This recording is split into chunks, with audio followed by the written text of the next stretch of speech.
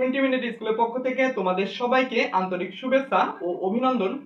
আজকের ক্লাসে আমরা দেখব যদি HTML অঙ্কে দুইটা টেবিল থাকে, অর্থাৎ একটা টেবিল আছে ওই উক্ত টেবিলের কে ঘিরে অন্য আরেকটা টেবিল আছে, অর্থাৎ একটা টেবিলে বড় একটা টেবিলের মধ্যে ছোট আরেকটা টেবিল আছে, অর্থাৎ দুইটা টেবিল থাকলে আমাদের HTML ভাষায় কিভাবে প্রকাশ করতে হবে এবং টেবিলের উপর যদি কোনো কিছু থাকে এবং সেটা যদি মিডিলে থাকে, এইভাবে কিভাবে আমাদের অঙ্কটি সলভ করতে হবে আজকের ক্লাসে আমরা এটাই দেখব। এট ফার্স্ট আমাদের লিখতে হবে কি HTML দিয়ে শুরু করতে হবে। তো লিখব HTML, তাহলে হেড HTML এর মধ্যে থাকবে হেড, এর মধ্যে বন্ধুরা থাকবে কি টাইটেল। আচ্ছা, টাইটেলটা কি, তোমরা টেবিলটা কি নামে সেভ করবে, এটা টাইটেল, টাইটেলটা দিলাম টেবিল, অর্থাৎ টেবিল নামে এটা শো করবে। টাইটেল কি করব, টাইটেল এখন শেষ করলাম। এখন দেখো হেডটা কমপ্লিট, হেডের মধ্যে টাইটেল, তো হেডটা কি ক্লোজ, হেড ক্লোজ। এখন বডি স্টার্ট, বডি স্টার্ট। বর্ডারটা আগে লিখতে হবে, বডির পর আমাদের লিখতে হবে প্রথম table border, table border, table border এক, ঠিক আছে।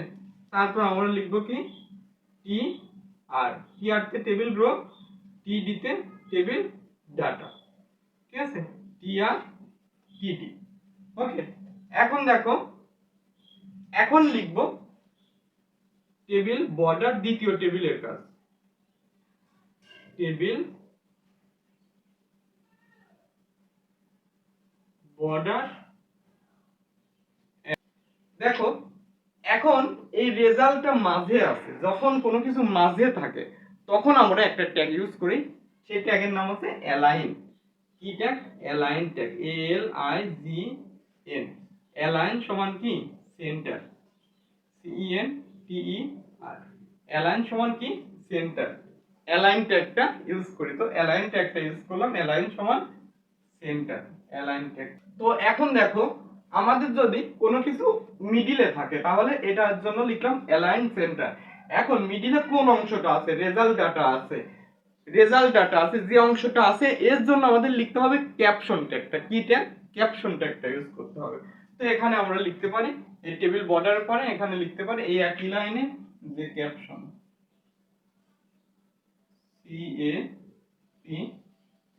CAPTION, ঠিক আছে। ক্যাপশন ট্যাগটা শুরু, ক্যাপশন ট্যাগের মধ্যে থাকবে result data, result data, result data. তারপর কি ক্যাপশনটা কি করব,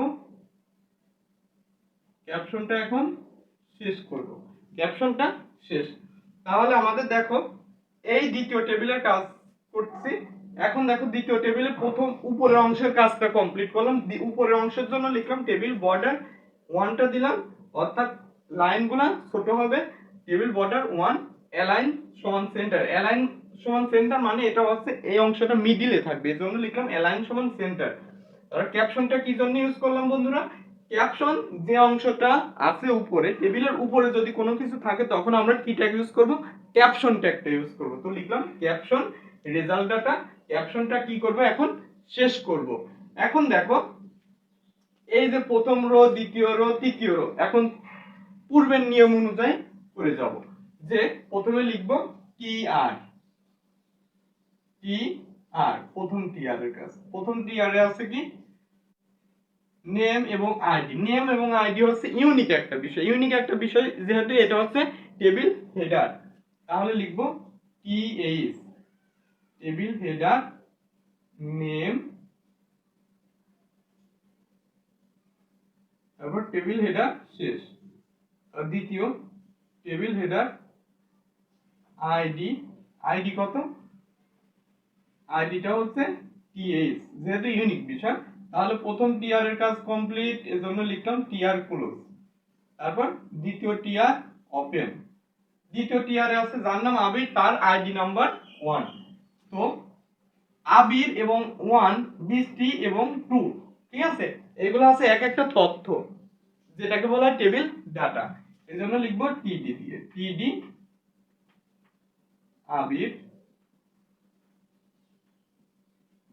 নেক্সট টিডি শেষ, টিডি আবিরের আইডি নাম্বার 1, টিডি কি শেষ। তারপর দেখো তাহলে টিআরটা ক্লোজ। এখন তৃতীয় টিআর এর কাজ, তৃতীয় টিআর এর মধ্যে আছে যার নাম বৃষ্টি, তার আইডি নাম্বার 2। তাহলে নাম কি বৃষ্টি, BRISTY, বৃষ্টি, টিডি, টিডি আইডি নাম্বার 2, টিডি শেষ। তাহলে তৃতীয় টিআর এর কাজও কমপ্লিট। ওকে, আমাদের পুরো টেবিলের কাজ দেখো। এখন আমাদের পুরো টেবিলের কাজ এইচটিএমএল ভাষায় প্রকাশ করলাম। এখন আমরা জানি যে ট্যাগগুলো শুরু করছি বাট এখনো শেষ করিনি, উক্ত ট্যাগগুলো আমরা কি করব বন্ধুরা, এখন শেষ করব। দেখো আমরা এখানে টেবিল বর্ডার, টেবিল দুইটা টেবিল, তো এখানে একটা টেবিল শুরু করছি, তো টেবিলটা শেষ করব। সরি, টেবিল, ঠিক আছে। তারপর দেখো উপরে টেবিলটা শুরু করছি, তারপর উপরে কি আছে, টিডি আছে, টিআর আছে। দেখো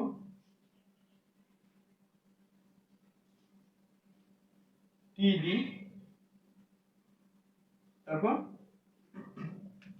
এই যে টিআর, এই টিডি এবং এই টিআর, ঠিক আছে। তারপর টেবিল, দ্বিতীয় আর একটা টেবিল। দেখো টেবিল যখন লিখছি ওখানে লিখছি টেবিল বর্ডার, কিন্তু এখানে শুধুই টেবিল হবে, ঠিক আছে। তারপর দেখো বডির মধ্যে পুরো বিষয়, তো এখন আমরা লিখবো বডি,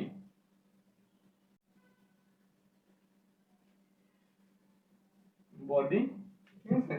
তারপর এইচটিএমএল এর মধ্যে এইচটিএমএল টা শেষ করি নাই, এখন এইচটিএমএল টা শেষ করব, এইচটিএমএল। দেখো বন্ধুরা অঙ্কটা কিন্তু খুবই খুবই সহজ, ঠিক আছে। তো আমাদের যখন বুঝতে পারবো তখন অঙ্কটা সহজেই করতে পারবো। তো আশা করি তোমরা অঙ্কটি বুঝতে পারছো সহজেই। দেখো দুইটা টেবিলের কাজ, যদি দুইটা টেবিল থাকে, একটা টেবিলের উপরে ভিতরে আরো একটা টেবিল যদি দিয়ে এরকম থাকে, তাহলে আমাদের এইভাবে আমাদের অঙ্কটা সলভ করতে হবে। দেখো আর এই যে যেহেতু দুইটা টিআর, তো একটা টিআর কমপ্লিট, আর একটা টিডি শুরু করলাম, টেবিল বর্ডার শুরু করলাম। টেবিল বর্ডার 1 অ্যালাইন সেন্টারটা কি, আবার বলছি অ্যালাইন সেন্টার নিয়ে তোমাদের অনেকের সমস্যা হয়ে থাকে। তো অ্যালাইন সেন্টার কখন লিখবো, যখন কোনো কিছু উপরে থাকবে, টেবিলের উপরে থাকবে তখন লিখবো, এবং মিডিলে থাকে তখন হচ্ছে লিখো অ্যালাইন সেন্টার। অ্যালাইন সেন্টারের কাজ হচ্ছে মিডিলে কোনো কিছু কাজ নির্দেশ করা। আর দেখো ক্যাপশন, ক্যাপশন টেবিলের উপরে আছে রেজাল্ট ডাটা, এজন্য লিখলাম ক্যাপশন রেজাল্ট ডাটা, ক্যাপশন শেষ। আর বাকিগুলা তো পূর্বের নিয়মের মতোই। তো এটা ছিল আমাদের 13তম পর্বের ক্লাস। তো দেখতে দেখতে পর্বভিত্তিক ভাবে এইচটিএমএল এর উপর 13টি ক্লাস আমাদের অলরেডি হয়ে যাচ্ছে। তো তোমাদের সুবিধার জন্য আমি পর্বভিত্তিক ভাবে ক্লাসগুলা দিচ্ছি।